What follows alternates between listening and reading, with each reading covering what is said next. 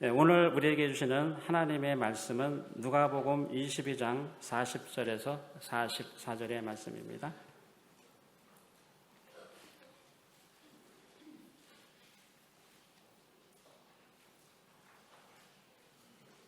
누가복음 22장 40절에서 44절의 말씀.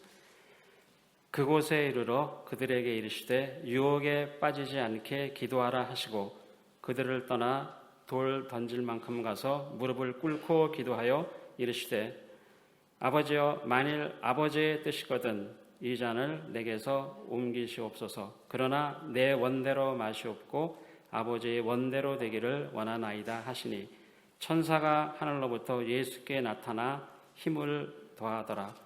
예수께서 힘쓰고 애써 더욱 간절히 기도하시니 땀이 땅에 떨어지는 핏방울같이 되더라. 아멘. 네, 오늘 말씀을 전할 목사님은 알파 크루시스 한국학부 학장으로 계시는 권호영 목사님입니다. 아버지의 마음이라는 제목으로 말씀을 전하실 때 귀한 은혜의 시간 되시기 바랍니다. 목사님 나오시겠습니다. 경상북도 문경군 산양면 송주길이 390번지가 태어난 곳입니다.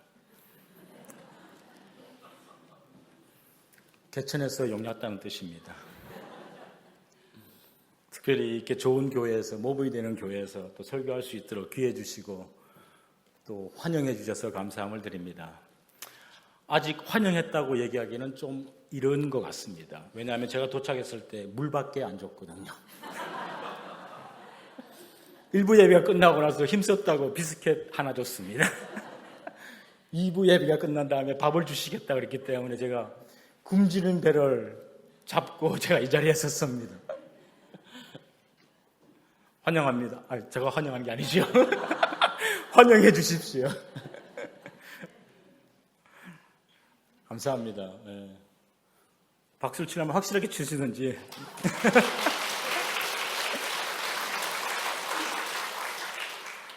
제가 여러분 아시는지 모르겠지만 지금 떨고 있습니다. 저는 여러분과 함께 이 본문 말씀을 통하여 아버지의 마음이라는 주제로 말씀을 나누기를 원합니다. 혹시 여러분 중에 아버지가 있으신 분이 있는지 모르겠습니다. 저는 한때는 있었습니다. 지금은 돌아가셨지만. 아버지의 마음을 얘기할 때 많은 사람들은 두 가지로 생각한다 하더라고요. 좋은 아버지였던 분들은 굉장히 좋은 마인드를 가지고 있지만은 아버지에게 모든 사람이 다 좋은 생각을 가지고 있지 않더라고요. 그래서 그게 하나님을 생각하는 것들하고 굉장히 밀접한 관계가 있다고 생각합니다. 여러분들은 아버지를 어떻게 생각하십니까? 얼굴이 굳었습니다. 아마 아버지를 생각하시면 가슴 뭉클하실 것이고 아버지 생각하면 콧날이 아마 찡해지는 분들이 많으실 것입니다. 우리의 육신의 아버지도 있듯이 또 우리 하나님 영적인 아버지도 계십니다. 저는 그 영적인 아버지의 마음이 우리를 향하여 어떤 모습으로 나타나고 있는 것인가에 대해서 말씀을 나누기를 원합니다. 저는 오늘 소제목을 인류 구원 프로젝트라고 정했습니다. Humanity Saving Project라고 정했습니다. 아마 우리가 하나님을 아버지로 부를 수 있었던 것 중에 가장 중요한 것이 있다면 우리가 하나님의 자녀가 되는 통로를 만들어 주신 분이 있는 것이죠. 그분이 바로 예수 그리스도이십니다. 그 예수 그리스도를 통하여 우리가 자녀가 되는, 하나님의 자녀가 되는 특권을 누리게 되었습니다. 근데 제가 이렇게 지금 쉽게 여러분에게 말씀을 하고 있습니다. 하지만은 우리가 이렇게 쉽게 고백하는 것이지만은 이것이 쉽게 이루어지지는 않았을 거라고 저는 생각하고 있습니다. 혹시 제 얼굴이 나오나요? 다행입니다. 저는 오늘 본문 말씀을 읽으면서 하나님과 예수님이 어떤 대화를 나눈가에 대해서 예수님께서 이 땅에 오시기 전에 하나님과 예수님이, 하나님과 그의 아들 예수와 어떤 대화를 나누었는지를 상상하면서 오늘 말씀을 같이 보도록 하겠습니다. 여러분 아시다시피 예수님께서는 하나님을 통해서 천국에서 이 땅에 보내지게 되었던 것이죠. 그렇다면 분명히 예수님께서 이 땅에 오시기 전에 천국에서 사셨습니다. 믿습니까? 장로교회라서 그런지 목소리가 굉장히 캄하시네요. 저는 침례교 베프티스트 목사입니다. 침례교는 방방 뜹니다. 여러분 천국에서 있었던 일입니다. 한번 들어보시고 동의하시면 아멘 하시고 동의하지 않으시도 고개만 끄덕해 주세요.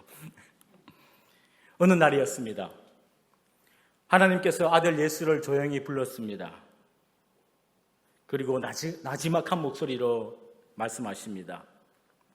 아들아, 내가 아주 중요한 프로젝트 하나를 계획하고 있는데 한번 들어줄래? 아들아, 근데 이 프로젝트는 너의 동의가 없으면 절대 진행할 수 없는 거란다. 왜냐하면 너의 목숨을 담보로 하는 프로젝트이기 때문이란다. 너가 죽어야 된단다. 온 인류의 죄를 위하여 아들 예수가 희생양으로 십자가에서 저주받고 죽어야 한다는 사실을 충분히 그리고 차근차근 설명해 주었습니다. 그리고 하나님 아버지는 또 이렇게 말씀하십니다. 지금 당장 결정하지 않아도 된단다. 혼자 충분한 시간을 갖고 많은 생각과 고민을 한 후에 결정해 주길 바란다. 이 아빠는 너가 결정할 때까지 언제까지라도 기다리겠다.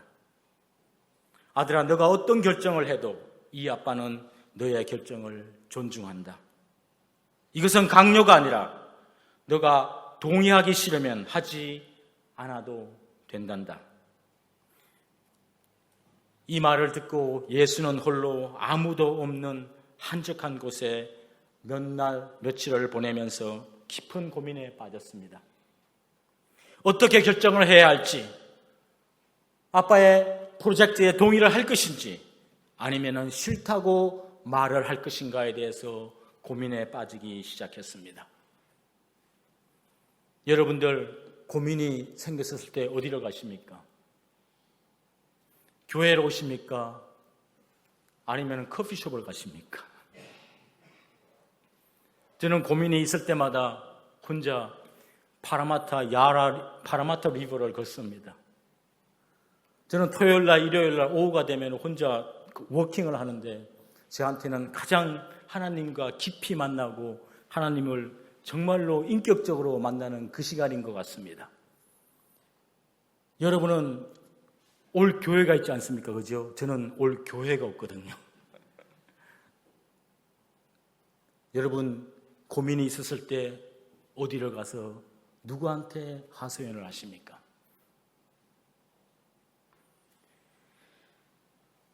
예수는 이 두 마음 동의를 할 것인지 말아야 될 것인가에 대해서 깊은 고민에 빠졌습니다. 정말로 몇 날 며칠을 보냈던 것이죠. 그리고 어느 날 드디어 예수는 결정을 했습니다. 그리고 하나님 아빠를 찾아갔습니다. 예수는 아빠 하나님께 이렇게 말합니다. 아빠의 프로젝트에 대해 오랫동안 혼자 깊이 고민해 보았습니다. 정말로 힘들고 외롭고 고통스러운 시간이었습니다. 하지만 이제 저의 확고한 결심이 섰습니다. 아빠의 프로젝트에 동의하겠습니다. 제가 그 프로젝트를 감당하겠습니다. 하나님 아빠는 아들 예수의 결정에 한없이 기뻤습니다. 예수가 대견하고 기특하고 자랑스러웠습니다. 그러나 다른 한편으로 가슴 한쪽이 무너지는 느낌이었습니다. 너무 마음이 아팠습니다. 왜냐하면 언젠가는 당신의 손으로 당신의 가장 귀한 아들 예수를 죽음으로 몰아 넣어야 하기 때문입니다. 아들 예수가 사람들의 조롱과 멸시를 받으면서 십자가에서 처절하게 죽어야 하기 때문이죠. 이것이 이사야 예언을 이루는 유일한 길이기 때문입니다. 이사야 53장 3절에서 5절에 이렇게 말씀하고 있습니다. 그는 멸시를 받아 사람들에게 버림을 받았으며 간고를 많이 겪었으며 질고를 아는 자라. 마치 사람들이 그에게서 얼굴을 가리는 것 같이 멸시를 당하였고 우리도 그를 귀히 여기지 아니하였도다. 그는 실로 우리의 질고를 지고 우리의 슬픔을 당하였거늘 우리는 생각하기를 그가 징벌을 받아 하나님께 맞으며 고난을 당한다 하였노라. 그가 찔림은 우리의 허물 때문이요 그가 상함은 우리의 죄악 때문이라. 그가 징계를 받음으로 우리는 화평을 누리고 그가 채찍에 맞음으로 우리는 나음을 입었도다. 이거 성경 말씀입니다. 여러분, 하나님은 아브라함이 이삭을 죽이려는 그 찰나에 죽음을 멈추게 하셨습니다. 그리고 대신 죽을 어린 양을 준비시켜 주셨습니다. 하지만 당신의 아들 예수가 죽는 그 찰나에는 오히려 하나님은 등을 돌리고 눈을 돌려야 되는 상황이 벌어지는 것입니다. 그리고 오랜 시간이 지나갔습니다. 아빠 하나님은 아들 예수를 완전한 인간으로 이 땅에 보내주셨습니다. 이 아들 예수는 성탄절날 세상에 다시 태어났습니다. 세상의 가치 기준으로 볼 때 가장 가난하고 소외되고 보잘것없고 초라한 아기의 모습으로 이 땅에 오셨습니다. 그 후 예수는 이 땅에서 사람들과 동고동락하며 30여 년의 시간을 보내면서 하나님의 인류 구원 프로젝트를 하나씩 차근차근 수행해 갔습니다. 오늘 본문 말씀은 이 프로젝트의 마지막 순간을 하루 앞두고 일어난 사건입니다. 아들 예수는 겟세마네 동산에서 아빠 하나님께 마지막으로 기도를 드리고 있습니다. 아마 이 기도는 인류 역사에 유례가 없는 가장 처절한 기도로 기록되고 있습니다. 저는 몇 년 동안 학생들을 데리고 성지순례를 가면서 이 겟세마네 동산을 가봤습니다. 저는 갈 때마다 가슴이 너무 찢어지는 아픔을 경험했습니다. 여러분, 겟세마네 동산에 가면은 예수님께서 정말 처절하게 기도하고 있는 그 모습을 벽화로 그려놓은 것이 붙어 있더라고요. 저는 그것을 찍어와서 제가 나태할 때마다 그 사진을 봅니다. 예수님께서 나를 위하여 그 마지막 순간에 십자가에 못 박혀 돌아가신 그 전날 밤에 이 겟세마네 동산에서 하나님께 처절한 기도를 올려드린 그 기도를 생각하면서 저는 끊임없이 저를 되새기고 다시금 사명감을 갖는 시간들을 갖고 있습니다. 여러분, 우리가 예수 그리스도를 통하여 하나님의 자녀가 된 것은 그저 된 것이 아닙니다. 한 인간 예수, 이 인간 예수의 처절한 기도가 있었기 때문에 우리가 지금 이 자리에 설 수 있고 앉아서 예배를 드릴 수 있는 것입니다.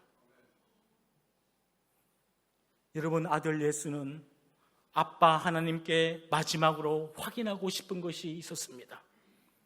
자신의 죽음이 아빠 하나님의 인류 구원 프로젝트에 반드시 필요한 것인가에 대해서 재차 확인하고 싶었던 것입니다. 이렇게 기도합니다.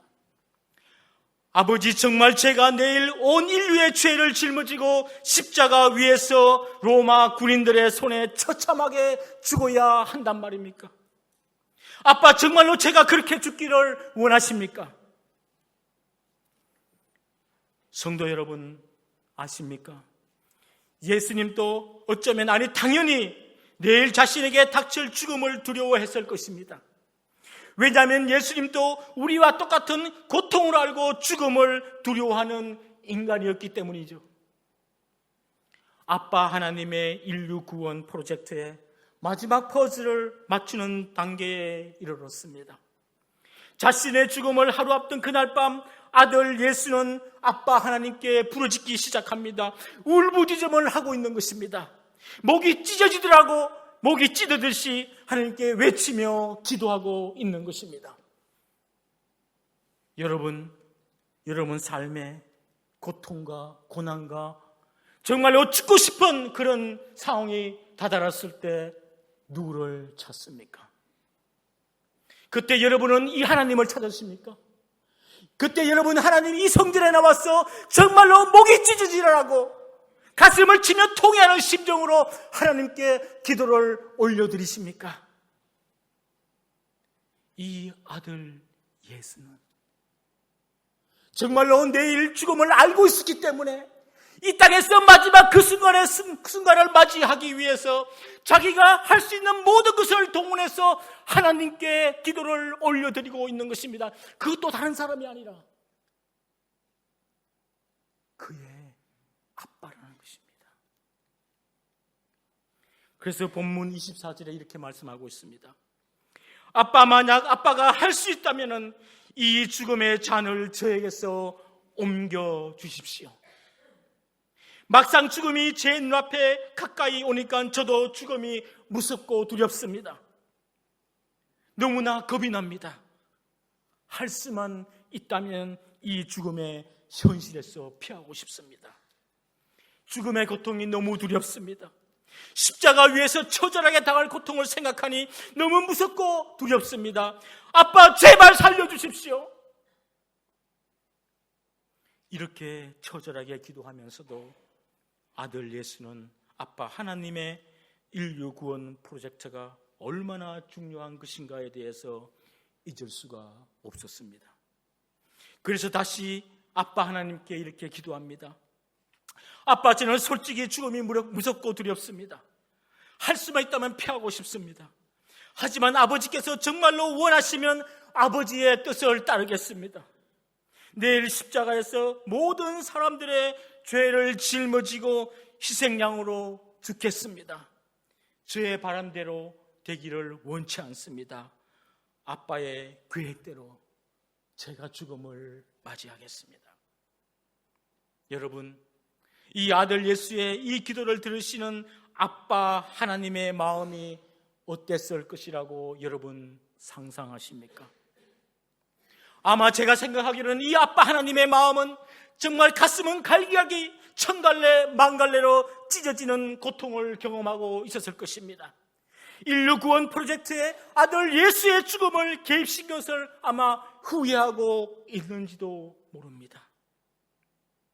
여러분, 어느 부모가 자신의 목숨보다 더 귀한 자식을 죽음으로 쉽게 몰아넣을 수가 있겠습니까?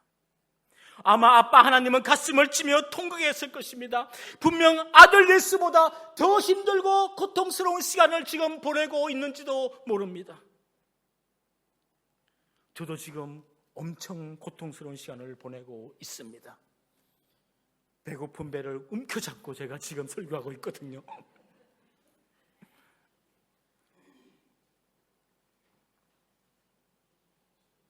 여러분, 아들의 죽음을 그냥 넉넉히 바라보고 있는 그 아버지 하나님의 부모로서의 심정이 어땠을 것입니까? 어땠다고 생각하겠습니까? 분명히 아빠 하나님께서 아들 예수의 죽음을 대신하려고 했을 것입니다. 그러면서 오히려 하나님은 아들 예수에게 이렇게 얘기했는지도 모릅니다. 할 수만 있다면 내가 그 자리에 대신 가고 싶구나. 할 수만 있다면 내가 너를 살리고 내가 대신 죽고 싶구나. 부모님 여러분, 부모로서 가장 고통스러운 순간이 언제입니까? 조금 전에 장로님께서 베이비가 태어난 것을 기쁜 소식을 얘기했습니다. 아마 부모로서 9달 동안 뱃속에서 열심히 키웠던 그 아이가 태어났을 때 그 기쁨만큼 행복하고 감동스럽고 감격스러운 순간은 없었을 것입니다. 하지만 여러분, 부모로서 가장 고통스럽고 가장 안타깝고 정말로 몸부림치며 울고 싶은 그 순간이 언제인 것 같습니까? 아마 제 생각에는 내 아이가 고통 속에서 몸부림치고 있는데, 내 아이가 엄마 아빠 나 좀 살려주십시오라고 몸부림치고 있을 때 부모로서 그에게 아무것도 해줄 수 없을 때가 아니십니까? 여러분, 이 부모의 마음으로 우리 하나님 아버지가 예수를 보고 있었습니다. 그 예수가 누구 때문에 이 처참한 기도를 드리고 있습니까? 그 예수가 누구 때문에 이 고통의 자리를 스스로 마다않고 가고 있습니까? 바로 저와 여러분을 위해서 아닙니까? 여러분, 자식이 울부짖고 있을 때, 부모로서 아무것도 해주고 싶지 않을 때, 정말 이 자식이 정말로 고통스러워 죽어가고 있는 그 순간에 내가 해줄 수 있는 것이 아무것도 없었을 때, 그 자리에 여러분 대신 가고 싶지 않습니까? 이것이 바로 아버지 하나님의 마음이십니다. 사랑하는 성도 여러분, 이 하나님의 인류 구원 프로젝트의 궁극적인 목적이 무엇입니까? 예수님께서 십자가 위에서 왜 그렇게 처참하게 죽어야 했습니까? 누구를 위하여 이렇게 죽어야 했습니까? 빨리 찍어주십시오. 제가 말을 못하잖아요.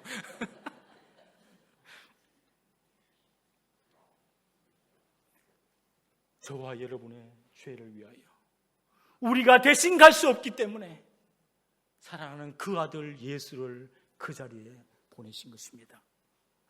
여러분, 그렇기 때문에 우리가 정말로 아무리 많은 죄를 짓고 정말로 엉망으로 살고 그분을 무시하고 부인해도 아빠 하나님은 결코 우리를 포기하지 않으시고 우리를 버리지 아니하신다는 것입니다. 만약에 하나님께서 우리를 포기하시면 그 아들 예수를 2번 죽이게 되는 것이지요. 한 번의 죽음으로 충분하다고 저는 믿습니다. 여러분께서 하나님 앞에, 하나님 아버지 앞에 어떤 존재들입니까? 당신의 독생자 예수 그리스도의 모든 것을 바쳐서 죽이시면서까지 여러분 한 사람을 구원하신 그 아버지의 마음입니다. 그 아버지의 마음을 품고 있는 분들이 여러분 한 사람이신 것입니다. 여러분, 사도 바울이 로마서 8장에 말씀한 것이 있습니다. 우리 한번 성경 한번 찾아볼까요? 로마서 8장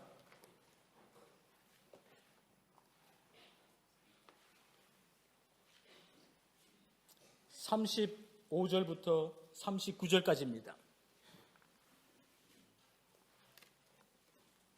저는 아마 사도 바울이 이 아버지의 마음을 누구보다도 잘 알고 있었기 때문에, 그 아버지의 사랑 너무나 잘 알고 있었기 때문에 로마에 있는 그리스도인들을 향하여 이 말씀으로 그들을 위로하고 있습니다. 왜냐하면 로마에 있는 그리스도인들은 언제 죽을지 모르는 그 죽음의 찰나에 놓여있는 사람들의 모습들이 있기 때문이시죠. 같이 한번 읽어보도록 하겠습니다. 시작. 누가 우리를 그리스도의 상황에서 끊으리요? 환난이나 공고나 핍박이나 기근이나 적신이나 위험이나 칼이냐? 기록된 바 우리가 종일 주를 위하여 죽임을 당케 되며 도살할 양같이 여김을 받았나이다 함과 같으니라. 그러나 이 모든 일에 우리가 우리를 사랑하시는 이로 말미암아 내가 확신하노니 사망이나 생명이나 천사들이나 권세자들이나 현재일이나 장래일이나 능력이나 높음이나 깊음이나 다른 아무 피조물이라도 우리를 우리 주 그리스도 예수 안에 있는 하나님의 사랑에서 결코 끊을 수 없느니라. 아멘입니까, 여러분? 여러분 37절에 보면요, 이렇게 있습니다. 그러나 이 모든 일에 우리를 사랑하시는 이로 말미암아 우리가 넉넉히 이기노니라. 아마 한국말 성경에서는 다이나믹이 없어진 것 같습니다. 그런데 헬라어 원어라든지 영어 성경을 가지고 있는 분들은 한번 보십시오. 이 넉넉히 이기는이라는 단어를 뭔가 하면 more than super 뭐라죠? conqueror라는 단어를 쓰고 있습니다. more than super conqueror라는 단어를 쓰고 있죠. 여러분들 그 당시에 초대교회 그리스도인들이 예수를 믿고 신앙생활을 하고 천국의 소망을 가지고 있는 그 시기는요, 로마가 세상을 지배하고 로마가 세상을 정복하는 시기였습니다. 이 정복자가 곳곳에 있는 곳이었습니다. 그렇기 때문에 로마에 있는 그리스도인들은 매일 아침에 일어나서 눈 뜨면은 세상의 정복자들로 가득 차 있었습니다. 그들이 정말 많은 사람들이, 젊은 사람들이, 어린아이들이 그 정복자들의 그 의기양양함을 보면서 꿈을 꾸며 살고 있었는지도 모르는 것이죠. 그들을 향하여 바울은 이렇게 얘기하고 있습니다. 너희들이 보고 있는 그 정복자들보다 당신들이 더 뛰어난 사람들이라고 얘기하고 있습니다. 여러분, 사도 바울은 동일한 말씀으로 저와 여러분에게 말씀하고 있는 것이죠. 여러분의 어떤 고통의 시간에, 어떤 힘든 고통의 시간에 있다 할지라도 주님께서 여러분을 찾아오실 것이고, 그분의 사랑이, 예수 그리스도 안에서 여러분을 향한 하나님의 사랑은 어떤 것도 끊을 수가 없다는 것입니다. 믿습니까? 이 말씀이 저희들에게 위로를 주고 힘을 주는 것입니다. 이것을 위하여 예수 그리스도가 십자가에 돌아가셨다는 것입니다. 여러분, 예수가 처절한 기도를 올려드리고 힘이 기진맥진했습니다. 얼마나 기도를 했으면 사람이 완전히 기진맥진할 정도로 기도를 했겠습니까? 그러면 43절에 이 기진맥진해 있는 아들 예수를 보면서 하나님이 그냥 두시지 않았습니다. 누구를 보냈습니까? 그의 천사를 하늘에서 보내시며 예수에게 힘을 북돋아 주고 있습니다. 43절에 천사가 하늘로부터 예수께 나와 힘을 더하더라. 여기서 힘을 더하더라는 의미는 바로 다른 표현으로 힘을 다시 회복시켜 주더라는 뜻입니다. 다른 사람을 위로한다든지, 다른 사람을 격려한다든지, 다른 사람을 다독거릴 때 쓰는 단어가 바로 이 힘을 더하여 주시더라는 의미입니다. 다른 말로 간단하게, 더 쉽게 말하면은 여러분들이 배터리가 완전히 플랫 됐었을 때, 차징을 했을 때 다시 배터리가 리커버리 되는 것처럼 그 힘을 북돋아주는 것을 의미하는 것입니다. 여러분, 그리고 예수는 다시 천사를 통해서 힘을 다시 얻고 그것을 끝난 것이 아니라 뭐합니까? 다시 기도하기 시작합니다. 그런데 44절에 나와 있는 기도는 어떻게 보면 더 처참한, 더 목마르게 목을 메어서 기도하고 있는 것 같습니다. 44절에 이렇게 얘기합니다. 예수는 땀방울이 마치 핏방울처럼 느낄 정도로 온 몸과 마음으로 죽음을 준비하며 몸부림치고 있습니다. 여러분 중에 혹시 죽음을 경험해 본 적이 있는지 모르겠습니다. 저는 20대 때 죽음을 경험해 본 적이 한 번 있습니다. 제가 20대 때 제가 필리핀에서 살았습니다. 어느 날 밤이었습니다. 아마 토요일 날 저녁에 있는 걸로 기억하면 새벽 1시였습니다. 갑자기 머리가 흔들리더라고요. 그래서 내가 너무 열심히 공부해가지고 머리가 흔들리는 것 같다 생각했습니다. 그리고 정신 번쩍 차리고 다시 딱 서 있는데 그 다음에는 머리가 흔들리는 것이 아니라 몸이 흔들리더라고요. 아, 이제는 내가 영양이 부족한가 고민했습니다. 그 다음부터는 진짜 집이 흔들리더라고요. 무슨 일이 벌어졌습니까? 지진이 났습니다. 그날 나중에 알았지만 강도가 6.2의 강도의 지진이었습니다. 저는 그 순간에 제가 앞에 부엌에 있었는데 국자가 막 흔들리기 시작하더라고요. 여러분, 6.2의 강도면 사람들 다 죽습니다. 얼마 전에 아마 뉴질랜드에서 크라이스트처치에서 지진이 났습니다. 그 똑같은 강도의 지진이 일어났었습니다. 저는 그 순간에 제 눈에 딱 들어왔던 단어 두 단어가 있었습니다. 그 단어는 죽음이었습니다. 저는 죽는 순간에 사람들이 어떻게 반응하는 것을 저를 보면서 알게 되었습니다. 여러분이 상상하듯이 하나님 제발 좀 살려주십시오, 이렇게 기도하지 않았습니다. 제가 그때 20대에 있었습니다. 하나님, 제가 지금 누구를 위하여 이렇게 목숨 바쳐 열심히 공부하고 있는데 최소한 꽃은 피우고 죽어야 되지 않습니까? 제가 이렇게 기도했습니다. 놀라운 건요, 여러분, 제가 기도가 딱 끊는 순간에 지진이 끝나버렸어요. 그리고 그 다음날 뉴스에 제가 뉴스를 딱 틀었어요. 그런데 아무도 그 얘기 안 해요. 권오영이의 기도로 지진이 멎었다는 얘기 안 나와요. 저는 그날 알았습니다. 저를 살리기 위해서 그 지진을 멈췄다고 저는 믿습니다. 아멘? 믿으면 아멘 하세요. 안 믿어도 되지만요. 저는 그때 알았습니다. 죽음이 얼마나 무섭다는 것을. 죽음이 닥치니까요, 아무 생각 안 나더라고요. 여러분, 예수는요, 그 다음날 죽는 것을 알고 있었습니다. 여러분, 이 자리에 지금 와 있는 이유 중, 여러분들 지금 이 자리에 나와 있는 이유 중에 하나가 뭔지 제가 가르쳐 드릴까요? 내일 죽지 않습니다. 내일 죽을 분들은 절대 이 자리에 못 나와 있습니다. 여러분, 우리가 만약 내일 죽는다고 생각해 보십시오. 이 자리에서 여러분처럼 이렇게 편안하게 예배 드릴 수 있습니까? 할 수 없는 것이죠. 예수처럼 그렇게 처참하고 고통스러운 그 피눈물 나는 기도를 올려드려야 되는 게 맞는 것이죠. 여러분이 정말로 이 세상을 이미 이민자여 이 땅을 살고 있으면서 정말 고통스럽고 힘든 순간이 있다고 생각해 보십시오. 여러분들이 예수처럼 기도하지 않는다면 그 고통은 죽음을 맞이하는 고통은 아니라는 것입니다. 다시 뒤집어 말하면 어떤 고통도, 어떤 어려움도, 어떤 고난도 헤쳐나갈 수 있다는 것이지요. 누구와 함께? 이 아버지 하나님의 마음을 품고 나갈 수 있다는 것입니다. 여러분, 저는 기독교 역사에 굉장히 존경하는 인물들이 몇 명이 있습니다. 그 중에 한 사람이 진젠돌프라는 사람이 있습니다. 이 사람은 굉장히 18세기 사람입니다. 그 당시에 모라비안 그 교파의 지도자였습니다. 그는 정말로 부유한 가정에서 태어났습니다. 하지만 이 진젠돌프가 20세 약간의 나이에 자신의 안락한 귀공자의 삶을 포기하게 되었습니다. 그리고 예수님의 제자로서 삶을 살기로 결심하고 평생 가난한 자와 더불어 가난한 자로 살아갔습니다. 그가 이런 삶을 살 수 있도록 동기부여를 한 사건 하나가 있었습니다. 1719년이었습니다. 어느 도시를 여행하는 중 그림 전시회 갤러리를 우연히 들리게 되었습니다. 그곳에 수많은 아름다운 그림들이 전시되어 있었습니다.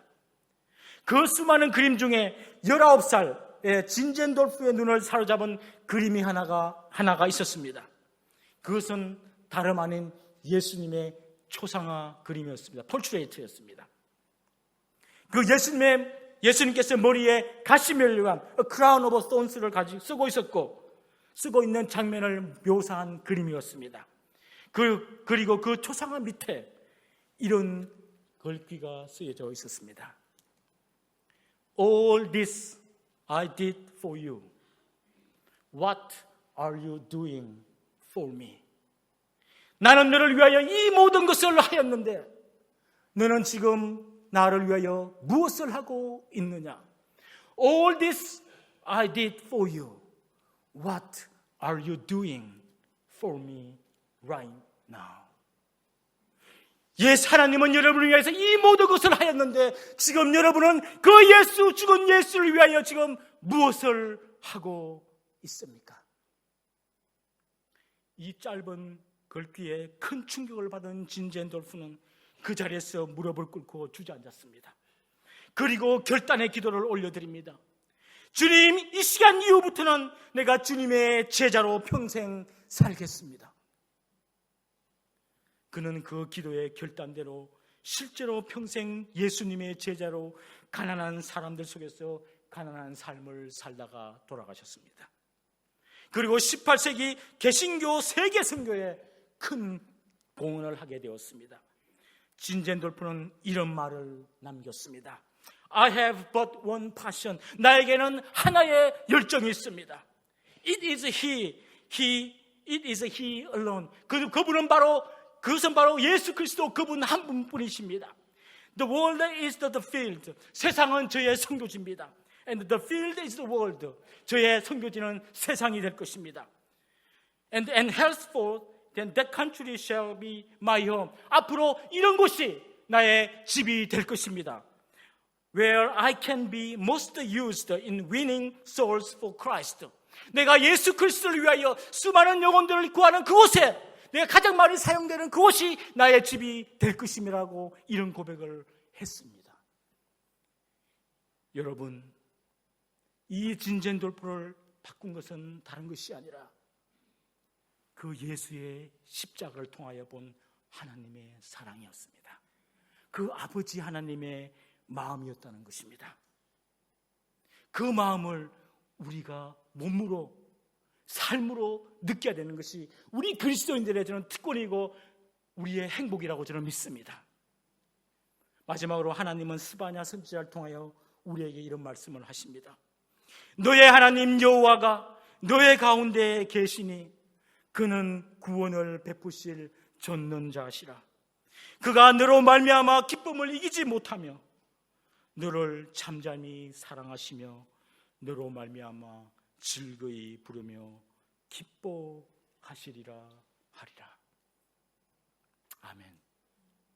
기도하겠습니다.